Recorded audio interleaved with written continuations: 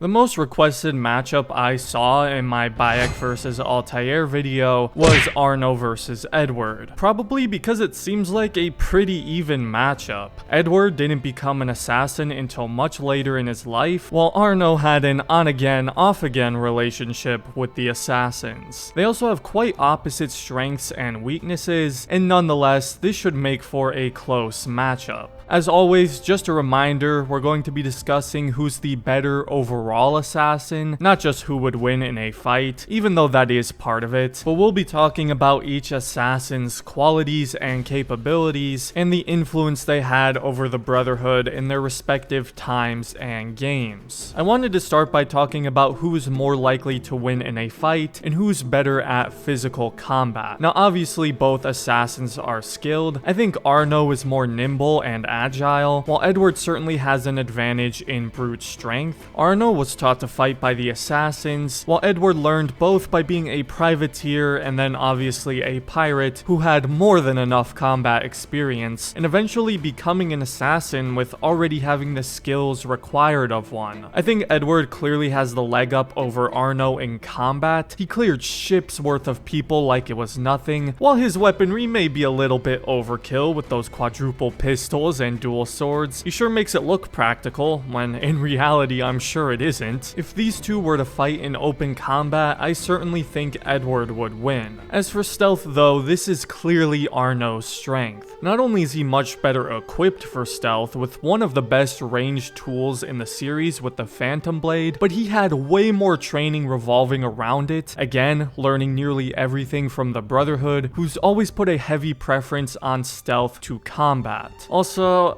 not that this is really Edward's fault, it's more so Black Flag as a game, but Arno can actually crouch, while Edward can only do that when going into a bush or tall grass, so yeah, I guess his knees have limited function. I mean, fair enough, hey, I can't imagine it's so easy to crouch around everywhere, that's gotta be exhausting. Arno also had a lot more assassination missions where he needed to crowd blend, find entrances, and use different distractions, while a lot of Edward's stealth consisted of tailing and eavesdropping on people. Like how Edward is the clear winner in combat, Arno has a clear advantage in stealth. It's a very similar situation when it comes to parkour. Like I said earlier, Arno is more nimble and agile than Edward. He obviously has way more variety and expression in his parkour animations, whilst Edward's is a lot more limited. Another clear victory for Arno. As for wisdom and intelligence, this is a tough one. Both of these assassins do some pretty stupid things in the games. Plenty of examples where wisdom is non-existent. Arno is incredibly disobedient, constantly putting his own goals and reasons above those of the Creed, often throwing everything to the side to help Elise, while Edward was often greedy and foolishly put himself in terrible situations, like at the beginning of Black Flag, where he puts himself in the middle of the Assassin-Templar conflict and ended up even killing some assassins. I think Edward always had some underlying wisdom and intelligence that wasn't unlocked until he finally put his life as a pirate behind him. Same with Arno kind of, as we see him mature in Dead Kings, and I can only imagine he became less disobedient when he rejoined the Brotherhood several years later with his new outlook and mindset. Again, they feel pretty even here and both needed some development to gain that much needed wisdom, and it's clear they both always had a degree of battle IQ. I feel good calling this one a draw. As we know, leadership is also a very important quality for any assassin to have, especially for those who have any chance of becoming a mentor. Although, as far as we know,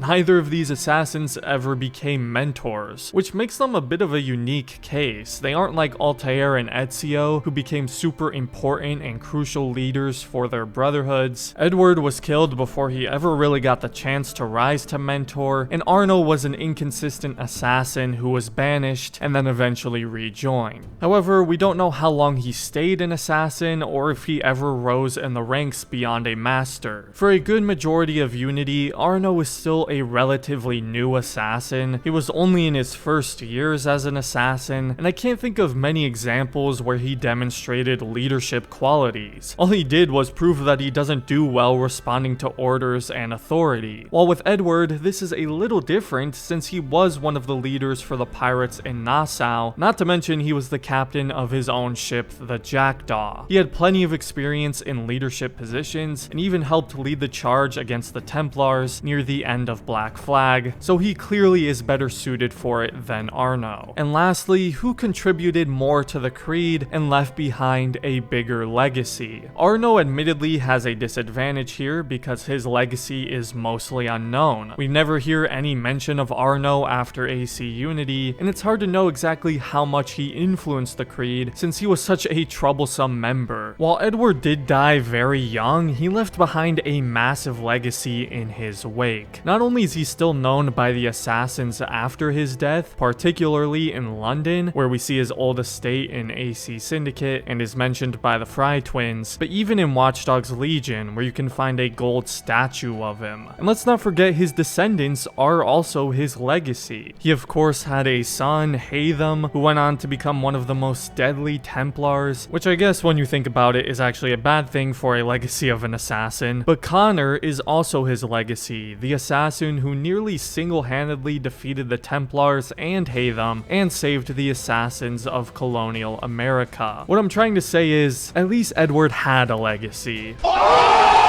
Ooh, I'm sorry, Arno. I didn't mean to do you dirty like that. Arno did stop Germain and his Templars, while Edward stopped Torres from using the observatory, where he could have controlled a lot of important people to reshape the world.